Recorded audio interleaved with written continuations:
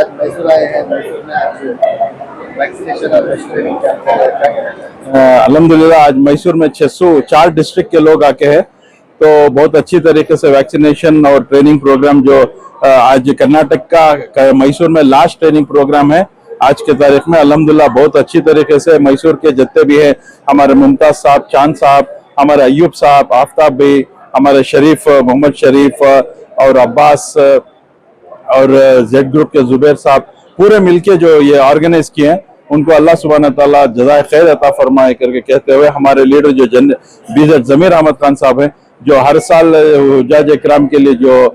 लंगर का programme organise करते हैं, वो भी अल्हम्दुलिल्लाह इस साल है। मैं वही दौरान मेरे स्पीच के बताया कि 10 साल से जमीर साहब ये जो ऑर्गेनाइज करते आ रहे हैं, हमको जिम्मेदारी देते हैं, और जमीर साहब ने दूसरी मरतबा भी मेरे को हज कमेटी चेयरमैन बनाए। मैं उनके लिए भी दुआ करो बोल के हाजियों को भी गुजारिश करके, और हमारे रहीम खान साहब जो हज मिनिस्टर है उनके लिए भी खुसूसी दुआ करो, और तनवीर सेठ साहब के लिए भी दुआ में याद रखो बोल के हुज्जाज इकराम से गुजारिश करके ये कहते हुए, अल्हम्दुलिल्लाह आज का जो ट्रेनिंग प्रोग्राम है, जितने भी अपडेट्स हैं सऊदी गवर्नमेंट से और हमारे इंडियन गवर्नमेंट से, पूरे अल्हम्दुलिल्लाह एजाज साहब की पूरी टीम अपडेट्स देके हज 2025 जो है उसका आज एक तरबियती कैंप और वैक्सीनेशन कैंप दोनों मिलाकर मैसूर में इस हल्के में रखा गया है। आज जो कैंप में 600 से ज्यादा हाजी यहाँ पर पहुंचे हुए हैं। पहले तो मैं आपके माध्यम की जानिब से सारे कर्नाटका के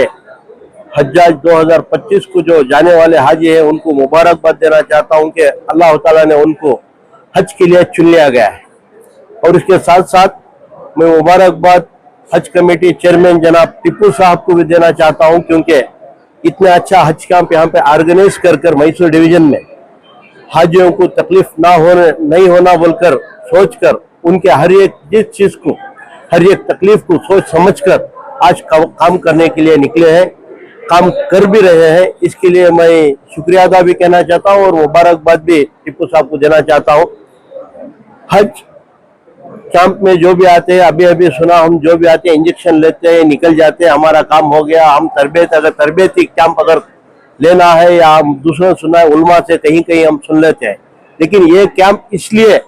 रखा गया है कि सिर्फ हज किस तरीके से करना ये जरूरी नहीं है, इसके साथ साथ हम हज कैसा करना है, हमने वहाँ क्या तकलीफों का सामना करना पड़ता है, हम किस तरीके से हमारा रहन सहन, वहाँ पर जो 30 या 40 दिन हम रहते हैं उसका हमारा रहन सहन कैसा रहना है, कहीं कोई गुम हो गया तो किस तरीके से हम उसको ढूंढ सकते हैं, अगर हमारा लगेज कहीं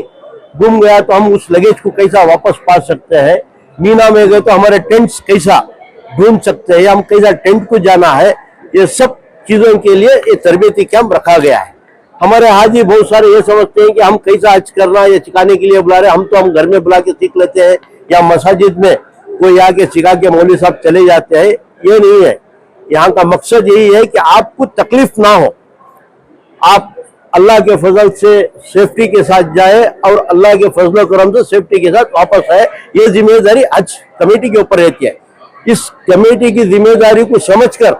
जनाब टिप्पू साहब चेयरमैन साहब ने ऐसे अच्छे कैंप रखा गया है, इसका इस्तेमाल करना चाहिए और इसको सोच समझकर यहाँ पर वक्त देकर हाजी जो भी जाने वाले इससे सीखना चाहिए। फिर एक बार मैं टिप्पू साहब से गुजारिश करता हूँ कि हज 2025 जो जा रहे हैं यहाँ से कर्नाटक से तकरीबन 8000 हाजियों, यहाँ से 8000 से ज्यादा हाजी निकल रहे हैं, उनकी जिम्मेदारी हज कमेटी के ऊपर रहती है, खुसूसन हज कमेटी चेयरमैन के ऊपर रहती है। ये कोशिश कर रहे हैं कि वहां पर किसी को भी किस तरीके की हाजी को तकलीफ ना होना पाए, तो इसका ख्याल रखते हुए ये काम कर रहे हैं। मैं आपसे हाजियों से यही गुजारिश करता हूं कि आप दुआ कीजिए वहां पर जाकर, चेयरमैन साहब के लिए, मिनिस्टर साहब के लिए, जमीर अहमद साहब के लिए और हम सब के लिए वहां पर जाकर हज सही तरीके से हो, कहीं तकलीफ या कोई हादसा ना हो, इसके लिए दुआ कीजिए।